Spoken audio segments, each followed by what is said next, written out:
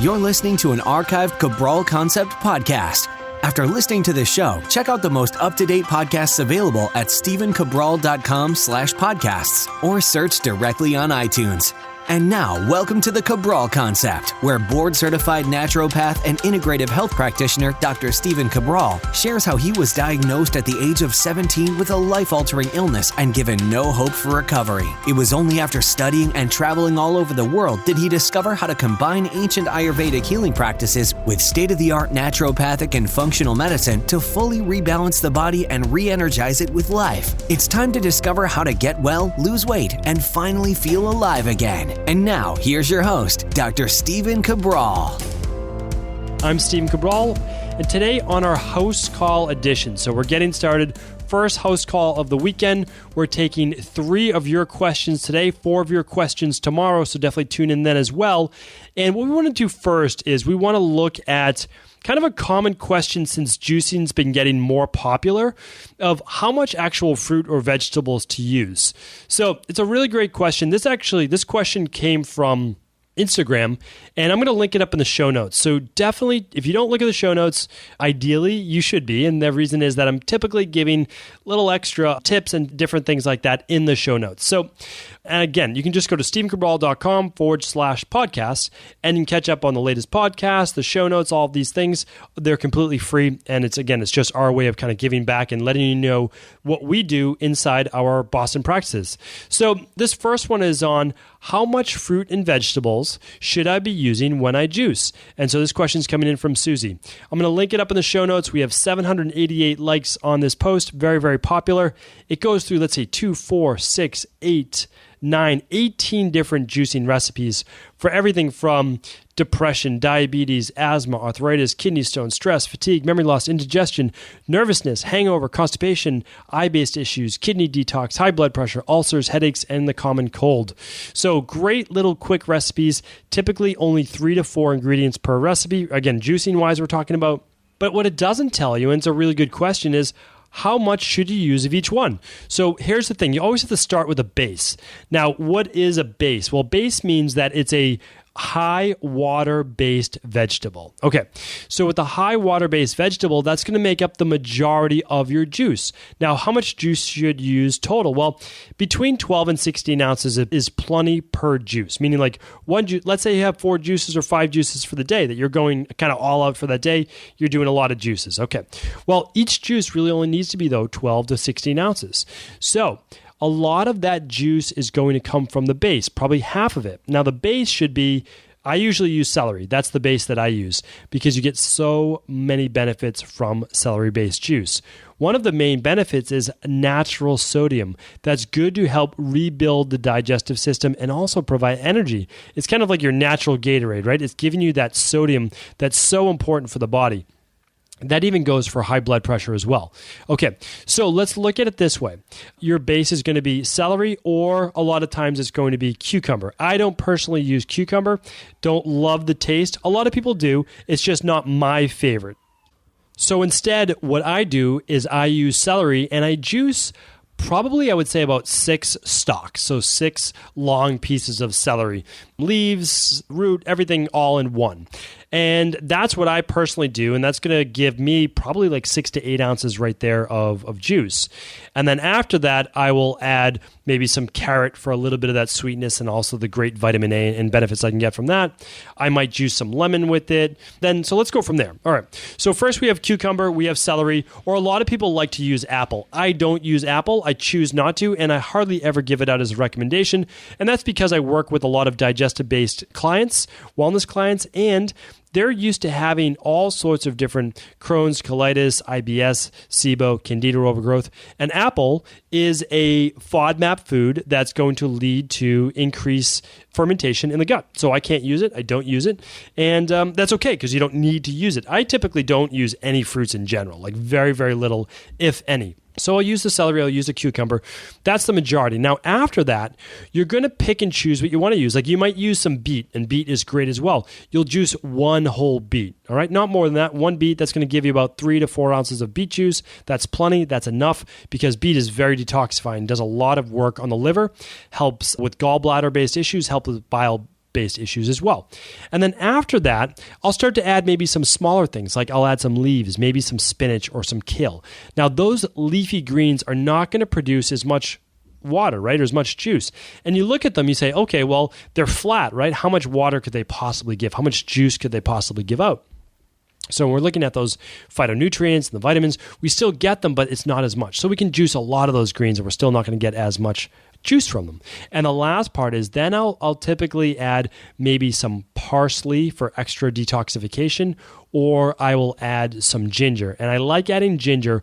Again, ginger, only about 1 inch worth, maybe 2 inches if you like it spicier. And that's going to help with the digestion of all of this juice. So I like to add about what's called like 1 knuckle, and that's probably like 1 inch worth of ginger.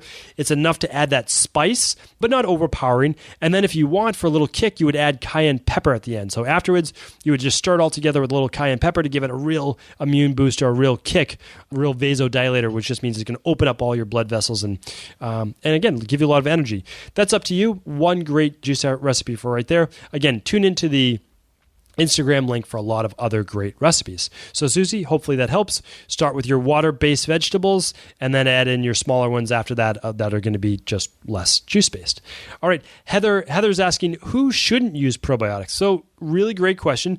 Everyone's talking about probiotics and that everyone in the world should use a probiotic, right? Well, no, wrong. So anyone, if there's ever someone that says everyone should be doing this, immediately right away, you know that it's incorrect advice. There is no one thing that I could possibly think about that every single human should be doing.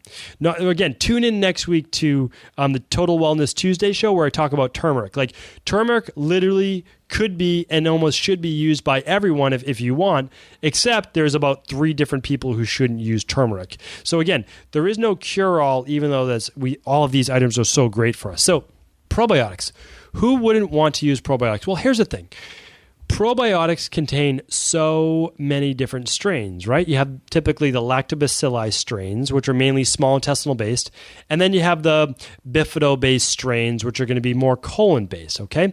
So when you look at the bacterium-based strains, you're looking at more colon-based, and when you're looking at the acidophilus-based strains, or I should say the lactobacilli-based strains, you're looking at more small intestinal-based. And again, there's always caveats to each one of those, but we're using the 80-20 rule here. And so look at it this way. If you're coming to me and you have bacterial overgrowth, as in small intestinal bacterial overgrowth, maybe candida overgrowth, maybe C. diff overgrowth, why am I going to add more bacteria to intestines, small intestine and large intestine, the colon, that already have too much bacteria? Do you see how I look at it and how you should also be looking at it, which most, again, this isn't common knowledge, it's just not common practice either.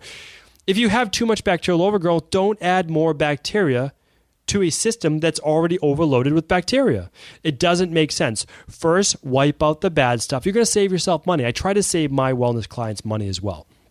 You're going to have to use products that wipe out that candida, that wipe out the excess bacterial overgrowth, whatever that bacteria may be, and then you can start to replenish the good bacteria. But don't start with the colon-based bacteria when you have the small intestinal-based issues already, right? So put in the small intestinal-based bacteria. I'll go over this more in depth in the future, but put in the small intestinal-based bacteria like the Lactobacilli acidophilus or the lactobacilli, different types of strains like Reuteri and Plantarum and a lot of the other ones that are great. And then after that, then you can use more strains. But I work with the worst of the worst digestive cases. That means people having diarrhea 10 times per day. They have to leave work. They can no longer work anymore. Vomiting throughout the day. Terrible hemorrhoids, fissures, all sorts of different things. So I have to use a very gentle and very proven protocol that I've used and really fine-tuned throughout the years that I know works. And again, I was just on a call today with a wellness client that, we'll just put it this way, they're literally having a bowel movement 6 to 10 times to start the day.